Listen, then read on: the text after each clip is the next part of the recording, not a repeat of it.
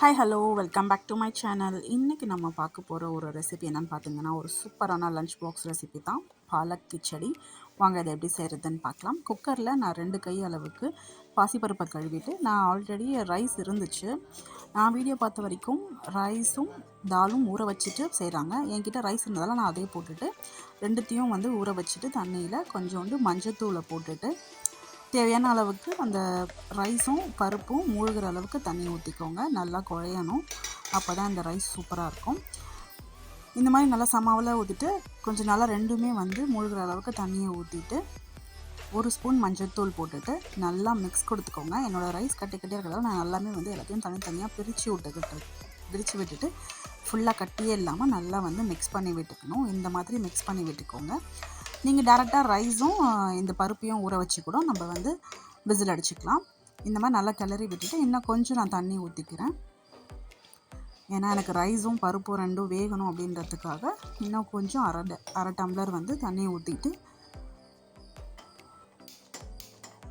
ஸ்டவ்வை பற்ற வச்சுட்டு லிட்டை வச்சு குக்கர் லிட்டை மூடி விசில் வச்சுட்டேன். இது 5 விசில் நமக்கு வரணும். அப்போ தான் நல்லா குழஞ்சி இருக்கும் ரைஸு.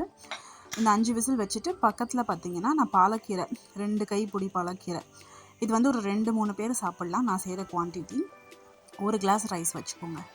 நான் தண்ணியே ஊற்றாமல் கொத்தமல்லியையும் பாலக்கீரையும் நல்லா வதக்கிட்டேன். இந்த மாதிரி அதில் தண்ணி விட்டு வரும். 5 விசில் ஆகிடுச்சு, சாதம் வந்துடுச்சு. ஸ்டவ் ஆஃப் பண்ணிவிட்டு நம்ம வேக வச்சுருக்க பாலக்கீரையும் 2 பச்சை மிளகாவையும் போட்டுட்டு நல்லா மிக்சியில் அரைச்சிக்கோங்க. இங்கே பாருங்கள், ரைஸ் சூப்பராக இந்த மாதிரி குழஞ்சிருக்கு. ரொம்ப குழஞ்சிடக்கூடாது, ஓரளவுக்கு குழஞ்சிருக்கணும். குழந்தைங்களுக்கு கூட நீங்கள் இதை கொடுக்கலாம்.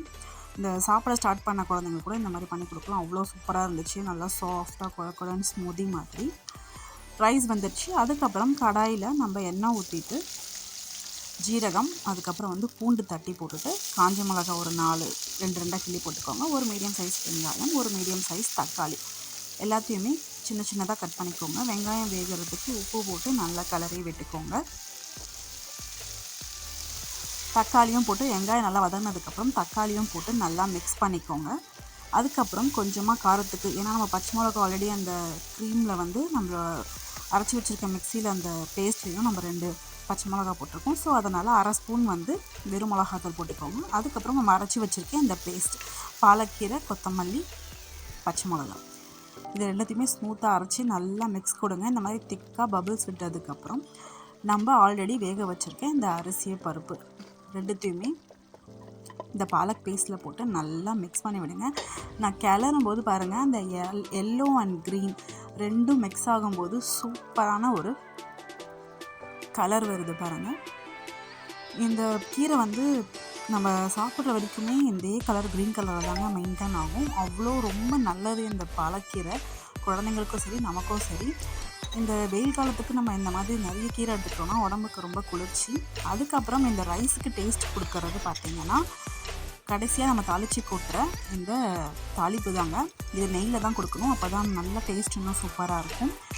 நான் நெய் 1 ஸ்பூன் போட்டுட்டு அதில் ஜீரகம் பொரிஞ்சு தட்டி வச்சுருக்க பூண்டு ஒரு 4 பல்லு பூண்டு சின்ன சின்ன தட்டி வச்சுக்கோங்க. அதுக்கப்புறம் 2 காஞ்ச மிளகா நல்லா இந்த மாதிரி ப்ரௌனிஷாக பொரிஞ்சு வந்ததுக்கப்புறம் ரைஸில் போடுறதுக்கு முன்னாடி ஒரு அரை ஸ்பூன் மிளகாத்தூள் போட்டுட்டு ஸ்டவ் ஆஃப் பண்ணி எடுத்துகிட்டு தான் நீங்கள் மிளகாத்தூள் போடணும். அதுக்கப்புறம் மேலே இந்த மாதிரி டெக்கரேட் பண்ணிவிட்டு நல்லா மிக்ஸ் பண்ணி கொடுத்து பாருங்கள். டேஸ்ட்டு அவ்வளோ சூப்பராக இருந்துச்சு. குழந்தைங்களும் ரொம்ப விரும்பி சாப்பிடுவாங்க. கீரை தான் அப்படின்றதே தெரியாத அளவுக்கு இது ஒரு டேஸ்டான டிஷ்ஷு. அதுக்கப்புறம் பிளேட்டிங் பண்ணிவிட்டு சுட சுட ரைஸ் வச்சு சாப்பிட்டு பாருங்கள். நான் இதுக்கு சைடிஷ் பார்த்திங்கன்னா ஜவ்வரிசி வத்தல் வறுத்துருந்தேன். யாருக்கெல்லாம் ஜவ்வரிசி வத்தல் பிடிக்கும்னு சொல்லுங்கள். 90s கிட்ஸ் எல்லாருக்குமே இந்த ஜவ்வரிசி அப்பளம் அவ்வளோ ஒரு சூப்பராக இருக்கும் டேஸ்ட்டு. நான் அது இப்போ எனக்கு ரிலையன்ஸில் கிடைக்கிது. அங்கே சூப்பர் மார்க்கெட்டில் போயிட்டு வாங்கிட்டு வந்தோம். வேறு எங்கேயும் இல்லை, போகணுன்னா பாரிஸ் போயிட்டு வாங்கணும். ஸோ இங்கே செக் பண்ணும்போது ரிலையன்ஸ் மார்ட்டில் இருந்துச்சு. வாங்கிட்டு ஃப்ரை பண்ணிவிட்டு இதுக்கான சூப்பரான சைடிஷ் ஊறுகாய் இல்லைனா அப்பளம் வச்சு ஒரு பைட் வச்சு அவ்வளோ சூப்பராக ஸ்மூத்தாக இருந்துச்சு. இதே மெத்தடில் நீங்களும் ட்ரை பண்ணி பாருங்கள். இந்த பாலக் கிச்சடி சூப்பரான ஒரு டிஷ்ஷுங்க. லன்ச் பாக்ஸ்க்கு சீக்கிரமாகவும் செஞ்சிடலாம். 1 பாட் மாதிரி ட்ரை பண்ணி பார்த்துட்டு டேஸ்ட் எப்படி இருக்குது சொல்லிட்டு எனக்கு கமெண்ட் பண்ணுங்கள். தேங்க்ஸ் ஃபார் வாட்சிங். தேங்க்யூ.